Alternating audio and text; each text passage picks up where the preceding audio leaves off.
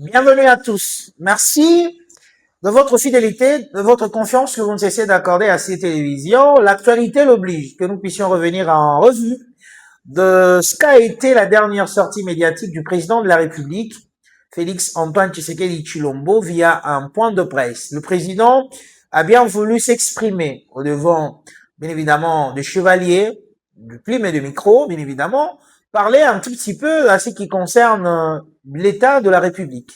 Allez, le président a essayé de toucher de points sensibles du pays, mais également répondre à toutes les questions posées par le journaliste.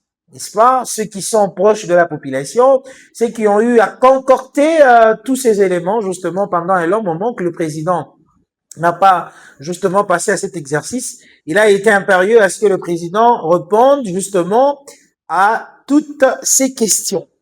Alors, mais est-ce que le président est arrivé finalement à atteindre, à répondre aux attentes de la population, y compris les attentes des journalistes? Est-ce que ces points de presse a eu à impacter tant soit peu le Congolais d'une manière générale? Et puis vous le savez, la grande question à RDC, c'est cette révision de la Constitution. Il y a d'autres qui parlent d'une révision, il y a d'autres qui parlent d'un changement, un débat qui entre même au sein du corps du Christ. Allez, est-ce que c'est les bons moments pour que le Congolais échange sur cette question? Aujourd'hui, nous recevons un autre cadre du parti au pouvoir, n'est-ce pas? Lui de paix son sigle, et d'ailleurs l'habitué de ce programme, il s'est décidé de se dire, il viendra répondre à nos questions. Enfin, répondre à les questions des Congolais pour ceux qui nous suivent à travers le monde. D'ailleurs, lorsque nous avions annoncé cette émission, il y a eu beaucoup de questions qui nous viennent de partout dans le monde, en Belgique, à Luxembourg, au Canada, en France, même si qui commence à être menacé d'être confiné avec cet hantavirus qui menace, bien évidemment. Mais bon, nous osons croire que le bon Dieu va devoir nous faire échapper, bien évidemment, de ce virus. Allez, à vous tous qui nous suivez à travers le monde, c'est un plaisir. Autant de questions pour lui. L'habituel de cette émission, il s'agit bien évidemment de l'honorable Pius, qui est avec nous sur ce plateau. Bienvenue. Merci. Merci beaucoup, Idriss. Vous allez bien? Comme d'habitude. Apparemment, vous avez l'air fatigué, inquiétude, désespoir d'un Congo meilleur. Non, pas du tout, parce que vous connaissez mes attitudes. Oui. Donc, nous gardons toujours l'attitude combattante, rassurante par rapport à ce que le chef de l'État est en train d'accomplir dans ce pays. Donc, à ce niveau, je suis très rassuré. Bien sûr que la déception peut aller dans le sens de ce qui se passe au niveau du parti, mais de ce côté-là aussi, il y a des efforts qui sont en train d'être fournis et nous voyons petit à petit. C'est effectivement une cuisine interne. C'est pourquoi je vous dis que les choses s'améliorent au fur et à mesure et nous pensons pouvoir atteindre l'objectif qui est l'unité et la réorganisation du parti pour que ce parti historique soit redynamisé et se réinstaller encore profondément dans la population congolaise. Question, est-ce que le pays va bien? Le pays va bien, je peux le dire et l'affirmer parce que, comme je vous l'ai dit la fois passée, ce pays était en train d'effleurer la balkanisation. Il faut pas qu'on l'oublie parce que le plan était dans une phase terminale de balkanisation. Mais avoir aujourd'hui le résultat sur le terrain, en ce qui concerne, bien sûr, nous avons encore des petits problèmes au niveau de l'Est, mais pas plus qu'hier. Nous avons vu qu'il y a encore d'autres agglomérations qui ont été récupérées et la diplomatie produisant ses effets, nous sommes en train de revoir le pays, reconquérir son intégrité territoriale. Cela passe toujours par les efforts et la perspicacité du chef de l'État. Donc, pour moi, le pays va bien. Je sais, peut-être que... Est-ce que vous vous rendez compte que le Congolais qui vous suivent actuellement en République démocratique du Congo seront d'accord avec vous de dire que le pays va bien? Ils seront d'accord avec moi parce que je dis, le pays va mieux Mieux. Hier. Donc, c'est-à-dire, il va bien. Hier, c'est quand? Hier, c'est-à-dire en 2025, si je peux bien me situer au mois de février 2025, Oui. vous avez vu ce qui s'est passé dans ce pays lors de la prise de Goma. Après un certain moment, donc après février, vers je sais pas juin ou juillet, la menace qu'il y avait sur Kalimi et et même la menace sur tout le Grand Katanga. Aujourd'hui, je pense que si vous posez une question à tout Katangais, il vous dira que la situation va mieux que en 2020, en 2025. Alors, on va commencer cette émission par une question assez directe, bien évidemment, même si je vous ai signalé qu'il y a autant de questions que les Congolais vous ont posées ici. Et j'ose croire que vous serez prêt à répondre à toutes ces questions. Mais d'entrée des jeux, commençons d'abord. Vous avez suivi le président de la République réunir les gens de médias, le responsable de médias, dans une conférence de presse. Quelle lecture faites-vous personnellement de cette conférence de presse? Non, mais le chef de l'État a donné des réponses satisfaisantes, je dirais même très satisfaisantes. Mais là, je voudrais nuancer parce que vous avez, dans votre introduction, vous avez dit que le chef de l'État a répondu. Est-ce qu'il a répondu? C'est ça la question. Donc, attendez, Oui, il y a deux niveaux. oui, Est-ce qu'il a mieux répondu aux journalistes, aux questions des journalistes, ou bien aux attentes de la population? oui, Alors, les attentes de la population devaient passer par les questions des journalistes. bien sûr. À ce niveau, je pense qu'il y a beaucoup de choses à dire. Moi, je pense que le chef de l'État a donné des réponses satisfaisantes en fonction des questions qui lui ont été posées. Bien sûr que les réactions ont été telles qu'elles ont été par rapport aux questions. Il y avait quand même des questions qui tenaient Oui, aux attentes de la population et le chef de l'État a répondu. Par exemple, la question sur la révision, la révision ou le changement de la Constitution. Le chef de l'État s'est bien exprimé. on va y arriver. Et la population, je pense, a été satisfaite de cette réponse. Mais Votre lecture. au-delà de ça, je Oui. voulais finir. Oui, Au-delà de ça, oui, je pense qu'il y avait un problème aussi dans l'organisation, dans les questionnements au niveau donc, les journalistes qui ont posé des questions. Et le chef de l'État ne pouvait répondre qu'en rapport aux questions qui ont été posées. Par exemple, il y a une question qui lui a été posée où on demande au chef de l'État que lorsque vous passez, quand vous voyez la population, mais la population quinoise, je pense que cette question, vous avez vu le chef de c'est l'État, une bonne question dans le concept c'est une bonne de question. dire Attendez. l'interpellation que vous avez lorsque vous voyez la multiplicité des quinoa qui Oui, mais dans les attendez, les journalistes, Oui. vous avez dit, les questions devaient aller dans le sens de satisfaire aussi les attentes de la population. Bien sûr. Alors, cette question, je pense que c'est une question qui devait être posée aux responsables de la ville, c'est-à-dire au gouverneur. Et vous avez vu, le président ne pouvait que renvoyer ça au gouverneur. Pourquoi? Parce que quand vous prenez une ville comme Kinshasa avec 20 millions d'habitants, vous savez qu'il y a des pays qui ont cette hauteur en termes de population et Kinshasa dépasse même certains autres pays. Donc quand vous posez maintenant au chef de l'État, à qui la population attend des questions d'État, vous lui posez des questions, vous comprenez que ça posait un peu problème, mais au fond, le chef de l'État, le chef de l'État a donné des réponses satisfaisantes par rapport à cette question. On va rester sur ce point-là, ça veut dire, selon vous, le chef de l'État, on ne devrait pas vous poser une question qui touche directement non, la c'est-à-dire misère de la population, la souffrance que rencontrent les Quinois, par exemple, parce qu'ils vivent avec les Quinois. Attendez, revenons à la question. Oui. La question ne portait pas sur la misère ou sur... Non. La question, attendez, la question était de... Est-ce que vous avez compris le contexte dans lequel la sœur a posé la question? Je pense qu'elle voulait devait... tout simplement dire, Mamina, d'ailleurs, que je savais, elle voulait tout simplement dire quelle interpellation, Monsieur le Président de la République, que vous avez lorsque vous voyez le quinoa, nombreux des quinois, traîner sur la rue lorsque vous êtes en train de passer votre cortège. Il n'y a pas de bus, il n'y a pas de transport, etc. C'était justement dans ce contexte-là. Donc, vous voyez, alors, vous êtes journaliste. Oui.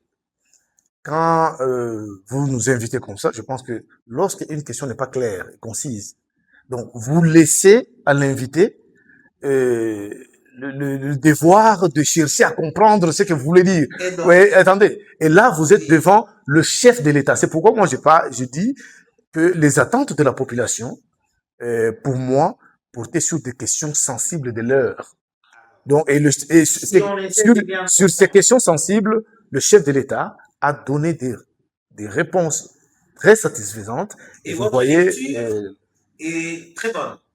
Pour cette conférence de presse, vous avez dit, il n'y a rien que vous pouvez vous reprocher, vous avez fait une bonne lecture, tout s'est bien passé. bon, reprocher, vous savez, je ne peux pas reprocher aux journalistes de faire leur métier, mais c'est juste quand même un constat Oui. que on était devant le chef de l'État.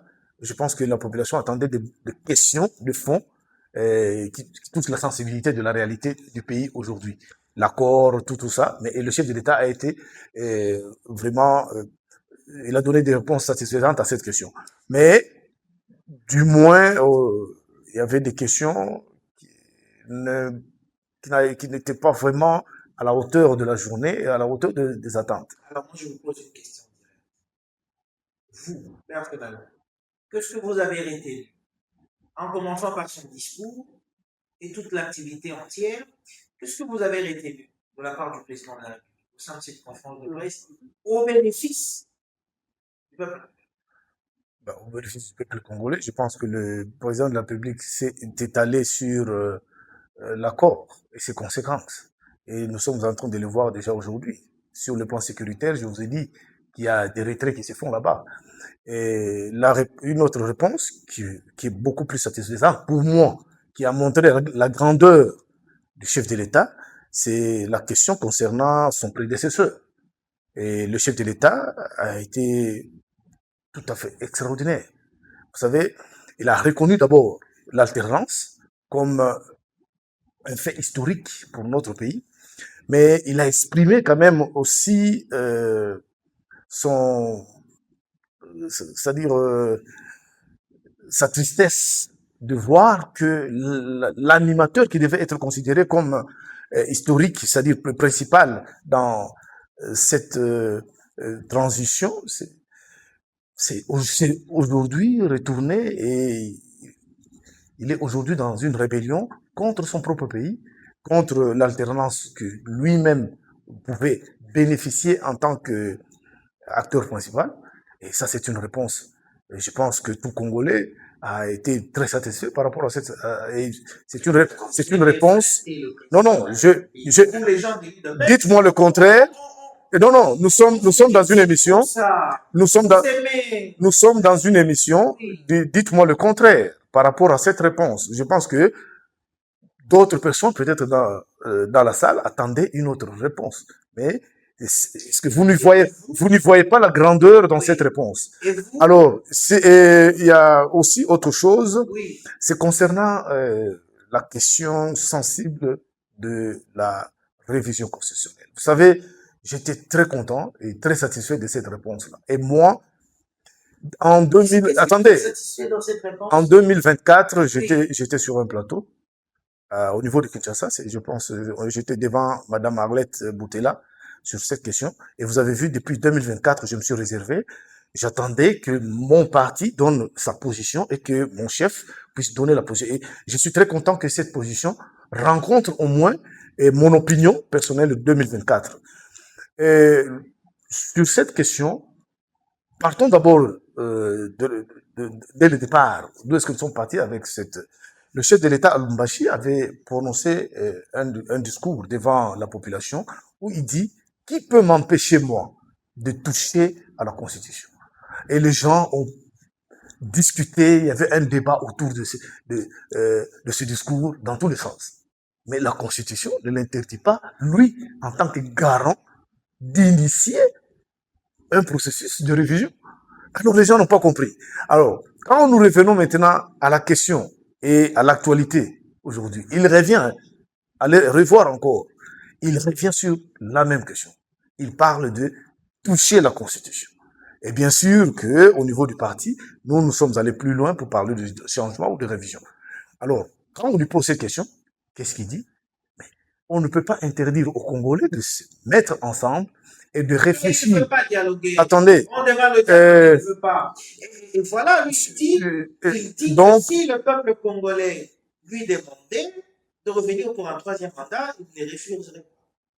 C'est-à-dire, ne va pas respecter la Constitution qui lui demande de faire que 2 mandats et partir. Vous savez, à l'UDPS, nous disons le peuple d'abord. Mais ce peuple-là Attendez, seulement sur la Constitution, attendez. pas sur leur mode de vie, Non, mais pas sur la famille qui mange, pas sur la sécurité, etc. Parce que quand on lui pose beaucoup de questions sécuritaires, il n'était pas au courant, etc. Et pour vous, ça ne vous dérange pas. Le peuple d'abord, c'est seulement sur la Constitution, c'est ça? et je ne voudrais pas que vous puissiez m'égarer un peu dans la question principale que vous avez posée sur la réponse du chef de l'État, Oui. où il dit que si le peuple me demandait, et moi je vous ai dit qu'en tant que UDPS, je mets ça dans l'optique du peuple d'abord. Parce que la confusion que les gens font aujourd'hui, effectivement, le peuple d'abord est devenu un slogan. Mais pour nous, UDPS, qui sont passés par des séminaires, par des enseignements, pour assortir ce que les gens considèrent comme un slogan, qui était pour nous en 2020, en 2011, le programme du gouvernement en 20 points. Et lorsque vous allez dans ces 20 points, vous allez vous retrouver qu'effectivement, le chef de l'État se réfère à ça. C'est-à-dire que mettre le peuple d'abord avant tout et regardez dans tout ce qu'il est en train de faire, il met d'abord l'intérêt du peuple devant. Vous allez parler du social. Je suis prêt à vous donner des éléments, peut-être qu'ils vont vous surprendre sur le... Parce que vous avez dit qu'il met toujours le peuple devant. Je vais d'abord sur un élément très fondamental aujourd'hui, parce que vous savez, dans la première mission d'un État, c'est d'abord la sécurité. Et qui dit sécurité dit paix. Et le chef de l'État, dans tout ce qu'il est en train de faire pour le moment, effectivement, il pouvait, quand vous prenez son premier programme, quand vous prenez 100 jours, tu les genoux, et vous arrivez jusqu'au programme 140. Attendez, je vais arriver à la sécurité, parce que vous donc, ok, vous vouliez le social. Cela montre le souci que lui, là. Donc ne cherchez pas maintenant aux animateurs, accompagnateurs qui peut-être peuvent faire des dérives et mettre ça sur le chef de l'État. Non. Alors revenons sur la sécurité, sur la paix, la sécurité. Et d'abord dans le social, on retient quoi? Qu'est-ce qu'il a fait dans le social? Le peuple congolais. Vous êtes... Le Kinshasa ou le Kinois ou le Katangé, qu'est-ce que... Voilà, il y a des éléments que vous pouvez faire. Ou ce sont seulement les universités là où vous parlez? Lorsqu'on parle des universités, c'est déjà le social. Vous ne pouvez pas exclure cela. Vous ne pouvez pas exclure cela quand même dans un... Attendez. Vous n'allez pas aller à l'université. Attendez. Voilà, non. Vous n'allez pas aller à l'université si les professeurs ne sont pas payés. Attendez. Les universités ne sont pas payées. Les professeurs sont payés. Je pense que vous allez dire non, ils ne sont pas mieux payés. Mais je vous dirai que repartez à l'ancien barème et vous voyez que les choses progressent. Lorsque les choses progressent, je pense que cela ne peut être que mis dans le panier des avancements. Alors, oui, parce que tellement des interruptions, on m'envoie un peu dans tous les sens, on me balance un peu dans tous les sens, mais j'essaie quand même de rester sur le plan sécuritaire. Oui. Là, je pense que je reviens encore sur tout le travail que le président est en train de faire pour l'instant. Je pense que le gros du budget est absorbé par la sécurité et la défense. Et les résultats sont là. Depuis 30 ans, en 96, la guerre de l'Afdel éclate et la finalité, c'est que 30 ans après, nous sommes restés dans une spirale d'insécurité et de troubles de paix dans l'Est et même dans la plupart. Prenons le Katanga aujourd'hui, il y a eu l'escarmouche qu'on a vécu dernièrement, une petite escarmouche avec des éléments incontrôlés. Mais est-ce qu'on en parle encore aujourd'hui?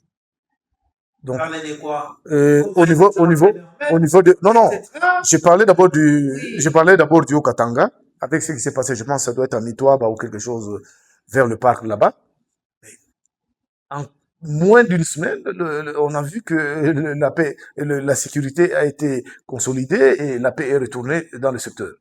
Et aujourd'hui, lorsque nous faisons une analyse sur l'espace Grand Katanga, qui était considéré à un certain moment comme le bastion du kabylisme, mais partout, il y a la paix, il y a la sécurité. Donc, l'opposition, bon, l'opposition peut nous dire à quel point l'opposition n'a toujours pas été capable de pouvoir relever réellement de quoi ils ne sont pas d'accord. Comment l'UDPS interprète justement les critiques de l'opposition après cette sortie médiatique? Les opposants ne sont pas d'accord. Vous avez suivi Martin Fayulu. Mais c'est de leur droit, ils sont opposants. Et nous sommes, c'est aussi de notre droit de nous défendre par rapport à nos arguments en tant que UDPS. Je vous ai posé la question de qu'est-ce que vous avez retenu en mots-clés. Parce que pour eux, c'est une sortie de rien du tout. Félix Tshisekedi parlait de sa vie, parlait de Fanny Poupa, on a amené d'ailleurs une guerre musicale dans une conférence de presse sérieuse, c'est ça l'UDPS. C'est eux qui, je pense, peut-être qu'ils attendaient le débat sur le dialogue. Mais je vous avais dit, il y a très longtemps qu'il n'y aura pas de dialogue. Et ce n'est pas nécessaire. Parce que, vous savez quoi, nous sommes, eux-mêmes, ils justifient aujourd'hui le débat sur la Constitution à l'ordre constitutionnel. Et cet ordre constitutionnel, si on revient en 2001 et 2002, accord global inclusif, tout ça, les belligérants, tout et tout. Mais l'objectif, c'était quoi? C'était toujours la même chose. Alors aujourd'hui, l'UDPS remonte le débat de réviser la Constitution seulement pendant cette période, vers la fin du mandat de l'État. Personnellement, je te dis, je l'ai dit ici, lors d'une émission, je pense que c'était en 2024, c'est au mois de septembre. Je l'avais dit, pour nous, UDPS, normalement, cette initiative devait commencer dès le premier mandat. Parce que, déjà en 2006, ça doit être en 2006, lors du référendum, l'UDPS s'est exprimé. Vous savez pourquoi? Parce que, je vous le dis, peut-être que nous allons arriver à la question, cette constitution, elle est, permettez-moi le terme, dolosive. C'est-à-dire, là-dedans, il y a un dol que les gens ne comprennent pas. Lorsque le chef de l'État, je pense, après cette émission, et après le discours de Lumbashi et de Kisangani, je pense, on lui posait une question. Qu'est-ce qu'il dira? Que non, il y a des pièges dans cette constitution. Et nos amis, s'il y a ici à Lumbashi des opposants qui ont des arguments, moi je les invite à être avec moi sur le plateau et je vais leur démontrer le danger qu'il y a dans. Et c'est dans l'article 51. J'ai suivi un de nos amis dans une émission, je pense, dont la vidéo était devenue virale sur les réseaux sociaux. Il avait évoqué l'article 51, tout le monde avait rigolé. Mais derrière cet article 51, il y a quelque chose de très grave. Il y a une ruse qui a été insérée là-dedans pour justifier toujours et à chaque moment les réalités que nous connaissons à l'Est. Lorsqu'on parle des minorités, mais on se demande, les groupes minoritaires là, quand vous allez au Rwanda, vous prenez la politique principale qui a constitué le lobbying de Kagame avec le Tutsi Power, c'était sur l'instrumentalisation du génocide et la présentation au niveau de la communauté internationale du peuple Tutsi comme une minorité en Afrique, surtout en Afrique centrale, donc dans la région du Grand Lac. Et lorsqu'on insère cette réalité dans notre constitution, vous allez voir que c'est un prolongement de cette politique, de ce lobbying qui s'installe. Vous allez voir qu'aujourd'hui, quand vous prenez les motivations du M23, l'AFC, on va parler aussi, on va associer. Quand vous prenez les motivations principales du M23, c'est-à-dire ces motivations se fondent sur la protection d'une minorité, c'est-à-dire le peuple Tutsi qu'on appelle les Banyamulenge d'ailleurs. Et là, il y a encore des questions à se poser parce que le peuple, quand on parle de Banyamulenge, avec le temps, nous avons compris que c'est un peuple qui est situé au niveau de Fizi, quelque part là, dans une montagne, tout près de Minem ou quelque chose comme ça. Mais comment ce peuple peut se considérer minoritaire alors que c'est un peuple qui partage au moins 2 provinces et on le retrouve encore à Rutshuru? Mais on a inséré pour préparer qu'à chaque fois, on puisse toujours se justifier une agression étrangère, c'est-à-dire Kagame, le prolongement de son plan, qui en réalité c'est un plan, comme je vous l'avais dit, et je vous l'avais encore dit une fois ici, est fondé sur la conquête des terres et toutes les réalités économiques que nous connaissons. Alors là, le génie du chef de l'État, c'est à quel niveau? C'est que il a compris que le jeu de Kagame c'était de jouer cette politique-là en, en manipulant l'opinion internationale autour d'une question de minorité, c'est-à-dire en minorisant, c'est-à-dire que non, il y a un peuple qui est en danger en RDC, que je pouvais aller les sauver. C'est qui a constitué la base de sa politique, qui l'a valorisé au niveau international, qui lui a donné des possibilités d'asseoir sa diplomatie. Alors, attendez, s'il vous plaît. Oui, Non, non. parce que je voulais poser une question directe. Je vais atterrir. Oui. Alors, le génie du chef de l'État, c'était d'abord de démontrer que cette réalité-là n'existait pas pour le Congo, au niveau diplomatique. Et le deuxième élément, c'est que Kagame, poursuivant des objectifs économiques, le lobbying jouait sur des cartes avec les lobbies des multinationales au niveau surtout de la Grande-Bretagne et des États-Unis, Israël aussi, et avec un message toujours basé sur le danger que ce peuple était en train de courir en Afrique centrale. Voilà. Et le chef de l'État, je pense, en signant cet accord, a complètement anéanti ce plan. Et c'est pourquoi je pense que les gens qui n'ont pas compris la démarche du chef de l'État dans la signature de cet accord, eux voient non, le problème de souveraineté et tout ça, alors que là, ce n'est pas le cas. Donc, à ce niveau, je pense que vous êtes satisfait de la réponse. Non, c'est les Congolais qui vous posent, ce n'est pas moi. Ne vous acharnez pas contre moi. Ce sont les Congolais qui posent des questions, qui vous suivent d'ailleurs à travers le monde et qui vous aiment d'ailleurs. Ça, j'en profite. Maintenant, je vous pose une question directe. Êtes-vous, personnellement, pour réviser ou changer la Constitution? Écoutez, lorsque on révise un article dans une constitution, cela change la forme de la constitution. Donc, cette question, ce débat-là, je pense que les grands constitutionnalistes, bon, moi, je vous dis, que ce soit de la forme et le fond, le changement, je vous dis que depuis 2024, moi, j'ai fait des grandes émissions sur ça. J'ai démontré par des articles des problèmes. Je vais d'ailleurs de vous donner quelques éléments. C'est quoi l'article qui vous dérange? Vous êtes pour? Mais je pense que je me suis étalé sur l'article 51. Oui. Et je peux vous dire aussi que, principalement pour moi, je m'étais investi dans l'article 220, que les gens considèrent aujourd'hui intouchable avec tout ça. Alors, l'article 220, pourquoi? Pour moi, je pense que les mandats, et je suis satisfait, j'ai suivi un grand professeur qui s'est largement étalé, et j'étais satisfait parce que c'était aussi la base de mes opinions que j'avais données. Vous savez, nous sommes un pays avec nos réalités, entouré par 9 voisins, avec nos réalités sécuritaires et tout ce que nous avons connu de toute notre histoire. Nous sommes un pays connu mondialement comme riche potentiellement. Donc, c'est-à-dire que tout le monde nous envie. Donc, nous ne pouvons pas toujours baigner dans le mimétisme. Non, parce que dans tel pays, le mandat c'est 4 ans, nous faisons ces 4 ans. Non, non. C'est-à-dire que nous devons prendre nos réalités. Vous voulez, parce que vous voulez vous allier à l'idée. Là, peut-être, c'est votre opinion qui peut être une partie de mon opinion. Mais moi, je pense que, dès le départ, le mandat devait aller au minimum à 9 à 7 ans. Je vais m'expliquer. Non. Parce que vous y trouvez intérêt. Non, je m'explique en tant que... Un compatriote depuis la Belgique qui a dit, mais quand vous serez avec le moral de plus poser la question, il s'appelle Magloire Valentine, d'ailleurs, nous saluons depuis la Belgique, à Bruxelles. Il dit, ben, doucement, il doit quand même se reposer. Il ne doit pas commencer à continuer à défendre l'UDPS jusqu'au temps. Il a été ministre de budget dans ce pays-là, ou dans cette province-là.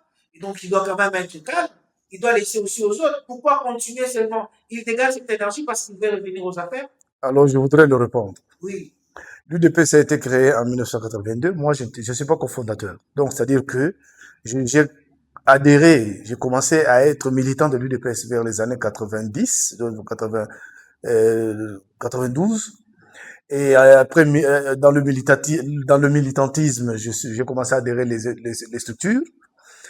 C'est-à-dire que ceux qui avaient créé l'UDPS sont partis, mais nous avons été à la finition. Vous comprenez? C'est une chance, c'est une grâce. Alors, l'UDPS, c'est pas un parti qui est limité dans le temps. C'est-à-dire, c'est un parti intemporel. Donc, nous sommes, en tant que membres, ce n'est pas parce que j'ai eu un poste que je dois me départir de mes fonctions à défendre le parti. Alors, cette question, je pense que ça cache un peu quelque chose parce que j'ai eu aussi plusieurs questions autour de cette question. Vous voulez revenir aux affaires. Vous dégagez est-ce que, on oui, dit, mais cette défense, même s'il y a est-ce des que, malaises au sein du parti, il est toujours là, il ne fouille pas, il ne change pas. la question est, est-ce que je ne mérite pas? Je pense que pour tous ceux qui m'ont suivi, qui ont suivi mon parcours Oui, depuis des années, et surtout des années 2006 jusqu'à 2018 quand on prend le pouvoir, 2018 et 2019 quand on prend le pouvoir. oui. Pour ceux qui ont suivi mon parcours, la question que je leur pose, je m'excuse, c'est pas à vous que je pose la question, est-ce que je ne mérite pas aujourd'hui de continuer ou bien de, parce que j'ai travaillé pour mon parti, Oui. est-ce que je ne mérite pas de continuer et d'avoir aussi des fonctions et travailler maintenant pour le pays? Ça, c'est une question. Alors, et comme je vous ai dit, je sais qu'il y a eu un débat autour, vous savez, en politique, c'est toujours comme ça. Puisque vous avez Mais la maîtrise, vous envisagez je, être ministre national. j'ai été ministre, vous avez dit. Je voudrais un peu satisfaire la question à mon ami qui a posé la question et peut-être d'autres aussi qui posent la même question. J'étais effectivement ministre provincial du budget dans le Lomami. Mais vous le savez, tout le monde me connaît comme cadre fédéral, la fédération de Lubumbashi. J'ai œuvré dans cette fédération où je me suis représenté en 2011 comme candidat, où je n'ai pas réussi, par mes propres moyens, parce que vous savez, nous à l'UDPS à cette époque, on n'avait aucun financement. Nous avons battu campagne à nos propres frais. Je n'ai pas été, bien sûr, retenu. J'ai été candidat en 2018, ici à Lubumbashi, et encore là, je n'ai pas, j'ai pas été retenu, je suis pas passé. Encore, je le rappelle, à mes frais et à mes propres moyens, comme d'ailleurs la plupart d'entre nous à cette époque à l'UDPS. Mais une fois qu'on arrive au pouvoir, en 2019, une fois qu'on arrive au pouvoir en 2019, il m'a fallu 3 ans. 2019, 2020, 2021, 2022, je dirais même 4 ans. Et la fédération, parce que ce sont les fédérations qui devaient envoyer des listes pour que les gens soient nommés. J'ai attendu 4 ans. Et pendant 4 ans, j'ai fait comme tout le monde. Je dis, mais au niveau de la fédération, ça ne marche pas. Qu'est-ce qu'il faut faire? Il faut monter à Kinshasa. L'exécutif national, avec les membres que nous connaissions depuis très longtemps, avec qui nous avons toujours été... Mais j'ai fait une année à Kinshasa sans être reçu par qui que ce soit. Et en ce moment-là, nous avons comme secrétaire général Jean-Marc Abound. Je vais vous révéler quelque chose. Lorsque Jean-Marc Abound est nommé président fédéral dans le Haut-Lomami, dans la décision 118 par le Sphinx, Etienne Tshisekedi Mulumba, moi, je suis nommé ici comme vice-président fédéral dans la même décision, parce que le Sphinx signait une décision nationale. Et c'est-à-dire que Jean-Marc Abound, c'est quelqu'un que nous connaissons très bien et avec qui il n'est plus avec vous. Oui, il n'est plus avec nous. Bon, en tout cas, je le cite. Vous ne recevez pas ce que vous attendez, par exemple, d'être ministre national du budget. Je pouvais le faire si je vous révèle ce que j'ai traversé pendant 7 ans dans ce parti. Ça vous énerve cette question? Mais si ça m'énervait, je vous dis que ça va être compliqué. Je suis un combattant. Vous savez que j'ai pas la langue de bois, moi. Mais si, attendez, attendez d'abord. Si nous nous retenons, c'est parce que nous savons que nous portons le poids du combat de ce parti ici à Lubumbashi. Je voudrais chuter sur ce que j'étais en train de dire pour satisfaire un peu mon ami là. Donc, vous comprenez que je suis un cadre de Lubumbashi.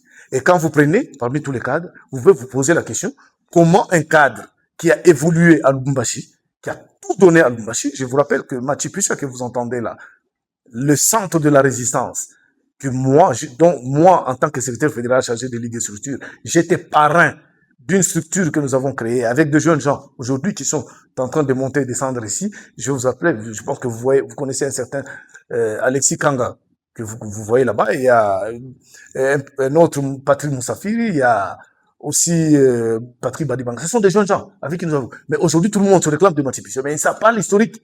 Donc, c'est-à-dire que nous avons tout donné à Lubumbashi. Mais est-ce que les gens se posent la question, comment lui qui a été candidat malheureux plusieurs fois ici, lui qui a tout donné pour l'UDPS à Lubumbashi, se retrouve en 2022 ministre dans le Holomane. Et là, je pense que je vous promets prochainement, puisque vous voulez que je délie ma langue sur cette question, mais j'ai toujours cette passion de protéger mon parti politique. Être ministre du budget dans une province telle que le Haut-Lomami, ça veut dire quand même quelque chose. Alors, mais le Congolais, on va terminer cette question, peut-être que même si ça va vous fâcher, mais... Oui, non, c'est... Si, actuellement, si politiquement vous le faites pour avoir le poste, pour être dans les décisions dans ce pays, j'estime, avec la connaissance que vous avez dans les choses du budget, etc., mais si seulement si que dans votre règne, vous n'arrivez pas à prendre le pouvoir, par exemple, d'être ministre national du budget dans le pays, ou le ministre provincial dans des grandes provinces telles que du Lualaba, du Haut-Katanga, etc., vous quitterez l'UDPS. La dernière fois, je pense que vous m'avez posé la question. Je vous ai dit que moi, je suis à l'UDPS pour faire carrière. Et lorsqu'on fait carrière, je pense qu'on se dit, on est à un tel niveau, on monte et on monte. Et là, ce sont de grandes structures qui donnent ces opportunités. C'est-à-dire, ce sont les partis politiques. Et vous avez vu depuis un certain temps, je pense que je suis en train de m'insurger contre certaines personnalités au niveau de Kinshasa. C'est à cause de leur mauvais rôle qu'ils sont en train de jouer dans le parti. Alors, moi, je suis tellement attaché au parti parce que je porte aussi le poids de cette lutte-là. Et je pense que si je me mettais comme tout le monde, influenceur du matin au soir, à dire des choses, je pense que on n'est pas là pour retourner un peu la veste contre notre propre parti quand même. Ça ne peut pas se faire. Alors, pour finir, vous avez posé la question, non, au niveau national, tout ça. La question est de savoir, quand vous prenez l'intelligentsia UDPS au niveau de la province du Haut-Katanga, quand vous prenez même dans l'exécutif national, j'ai vu, il y a eu beaucoup de gens qui ont réagi. Et qui ont pas au regard de vos compétences. Dans votre structure, il y a eu un réaménagement tout à l'heure dans le gouvernement. On a besoin d'un type qui maîtrise les choses. Moi, je ne pouvais pas faire partie d'un gouvernement illégitime. Je vous ai dit plusieurs fois ici. Mais les gens sont en train de m'appeler aujourd'hui et me donner raison. Regardez le fonctionnement de ce gouvernement. Quand vous voyez la sortie du gouverneur, vous voyez à côté qui? Le président de l'Assemblée provinciale. Vous comprenez un peu, c'est-à-dire qu'on est où là? Et allez un peu à la Katouba. Je pense que vous connaissez l'avenue Moulongo. Oui. Allez, voyez cette avenue. Allez même juste au niveau de la commune Katouba, même sur Upemba là. Voyez ce qui se passe. Allez sur Biaï. On est en train de faire du plâtrage là avec le finissage. Mais regardez, il y a toute une population juste en bas là qu'on est en train de coincer. Et j'ai appris, parce que vous savez, nous on a toujours été curieux. Lorsqu'on voit des choses comme ça, on passe d'abord pour savoir un peu qu'est-ce qui passe. Mais les financements qui ont été là, on a prévu même les avenues environnantes là. Mais il n'y a rien qui s'est fait. Bientôt, je vois, vous allez voir, on va inaugurer. Et là, je vous dis que nous qui connaissons ce qui se passe et ce qui va se passer dans cette province, nous sommes déjà en train de rôder autour de l'IGF et aussi autour de la Cour des comptes pour que, à un certain moment, il y aura des audits ici. En quelques secondes, je sens, vous êtes un véritable combattant et les Congolais vous suivent et je pense que c'est pour ça qu'ils vous aiment quand vous animez quelque chose et vous partez. Vous dites quelque chose et vous partez. Allez. Il n'y a que nous qui réussissons justement à vous trouver pour que vous déclenchez. Alors, je vais vous demander de nous répondre en quelques secondes. C'est quel héritage que l'UDPS et son président, Félix Tshisekedi, le sera, avec tout ce qui va avec tout ce qui se passe actuellement? C'est une bonne question. Vous savez, moi, je suis sociologue. Et un de mes professeurs m'a donné un astuce. Le professeur Obote Lingolé. Il nous a parlé du thermomètre social. Je fais toujours ça. Aujourd'hui, effectivement, lorsque vous utilisez ce thermomètre, Vous allez voir qu'aujourd'hui, par exemple, au Katanga, le thermomètre indiquera au moins 100% en soutien au chef de l'État. Mais lorsque vous le mettez côté UDPS, vous allez voir vous-même, je pense qu'on peut peut-être aller autour de 11-12%. Alors, il faut nuancer là-bas. Parce que, effectivement, le chef de l'État, qui est produit de l'UDPS, on essaie toujours d'associer. Je pense que pour ce qui concerne le chef de l'État, aujourd'hui, les Katangais ont beaucoup bénéficié et le peuple congolais, je peux vous donner plusieurs provinces qui ont bénéficié, mais je pense que le Katanga, le Grand Katanga, a été en première position. L'héritage, c'est que au niveau du chef de l'État, et je pense que le résultat, je vous ai donné, mais au niveau de l'UDP, je pense que nous avons encore beaucoup de choses à faire, parce que si au niveau il y a certaines décisions qui se prennent, comme ce que nous avons relevé la fois passée au niveau de la mairie, avec ce qui se passe au niveau des institutions provinciales, l'Assemblée provinciale, mais une assemblée qui est devenue ce qu'elle est, donc complètement inféodée à l'exécutif. Alors, je pense que non, vous avez parlé, vous allez pas. Non, non, je pense que c'est ça qui fait peut-être mal aux gens et qui ont joué cette carte-là sur des considérations tout à fait péjoratives. Je pense que mon objectif, comme je vous ai dit, que moi je suis là pour carrière. Je pense que le parti ou bien la population ou bien dans les institutions, il y aura toujours ceux-là qui verront en moi une certaine valeur et qui penseront que je pourrais donner le meilleur de moi et donner une valeur ajoutée à quelque chose, c'est-à-dire à la continuité de l'État. Donc, je suis tout à fait lucide sur cette question-là. Je suis pas là pour viser, pour non. Mais même quand nous insurgeons contre ce qui se passe, c'est pour pousser les gens à mieux faire. Pourquoi? Parce que quand vous prenez, nous avons le président de l'Assemblée provinciale qui est UDPS, vous prenez il est de l'UDPS. Alors, quand vous prenez, voilà. Alors, c'est-à-dire, alors vous vous imaginez, quand vous prenez Pius Majombo, les quelques personnes qui me connaissent, vous voyez comment nous souffrons. Parce que les questions que vous me posez ici, c'est sur le plateau. Mais je vous dis que dans la pratique, nous souffrons. J'étais surpris. J'étais en train d'aller vers. Non, effectivement, parce que nous devons répondre à toutes les questions partout. J'étais surpris, j'étais en partance vers Mukambo, au bord de ma voiture, avec ma famille. Mais on arrive quelque part, je pense, il y a un péage là-bas. Il y a des gens qui m'entourent là. Mais j'étais bombardé de questions, plus que les questions que vous me posez ici. Il m'a fallu au moins 30 minutes pour répondre. On rallie toujours tous les défauts à l'UDPS.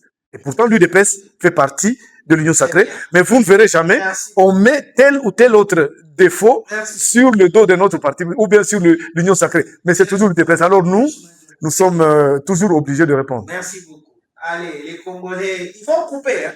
Ils vont couper d'habitude, ils coupent et puis ils partagent dans les groupes réseaux sociaux. Et je crois qu'on va on va encore en parler là-dessus. Allez, vous allumez le feu et puis, allez, soyez conséquents dans cette émission.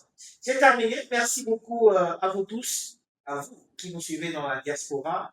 Merci infiniment en tout cas à tous ceux qui nous ont suivis depuis Bruxelles. Ce programme est magnifiquement suivi à Bruxelles et je vous promets qu'avant la fin de cette année, si Dieu le veut, nous serons ensemble. On pourra également tourner quelques productions à Bruxelles avec tous les compatriotes qui sont là pour essayer un petit peu justement de concocter ce qui sont et ce qui se passe de l'autre côté. Allez, merci beaucoup à vous, honorable.